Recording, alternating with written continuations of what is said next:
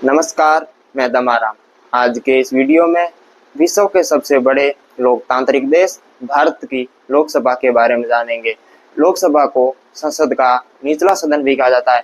भारत में लोकसभा की अधिकतम सीटें 550 तक हो सकती है, जिसमें से 530 राज्यों से और 20 केंद्र शासित प्रदेशों से होनी चाहिए।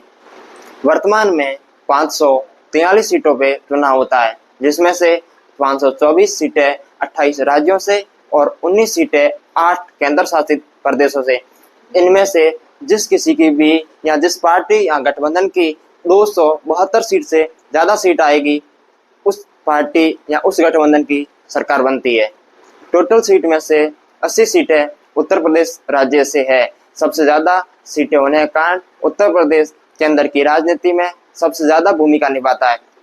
अब इसके बाद दूसरे स्थान पे है महाराष्ट्र। महाराष्ट्र में 48 सीट होने के कारण यह भी केंद्र की राजनीति में बहुत ज़्यादा भूमिका निभाता है।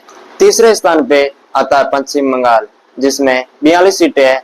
चौथे स्थान पे आता है बिहार, जिसमें 40 सीटें हैं। पांचवें स्थान पे आता है तमिलनाडु, जिसमें 39 सीटें हैं। छठे स्थान पे आता है मध्य प्रदेश, जिसमें 29 सीटें हैं। सातवें स्थान पे आता है कर्नाटका, जिसमें 28 सीटें हैं। आठवें स्थान पे आता है गुजरात, जिसमें 26 सीटें हैं। 9वें स्थान पे आता है राजस्थान, जिसमें 25 सीटें हैं। 10वें स्थान पे आता है आंध्र प्रदेश, जिसमें भी 25 सीटें हैं। इसके बाद आता है उड़ीसा, जिसमें 21 सीटें हैं। इसके बाद आता है केरला, जिसमें 20 सीटें हैं। इसके बाद आता है तेलंगाना, जिसमें 17 सीटें हैं। इसके बाद आता है असम, जिसमें 14 सीटें हैं। इसके बाद आता है झारखंड, जिसमें 14 सीटें हैं। इसके बाद आता है पंजाब, जिसमें 13 सीटें हैं। इसके बाद आता है छत्तीसगढ़, जिसमें 11 सीटें हैं। इसके बाद आता है हरियाणा, जिसमें 10 सीटें हैं। इसके बाद आता है उत्तराखंड, जिसमें 5 सीटें हैं।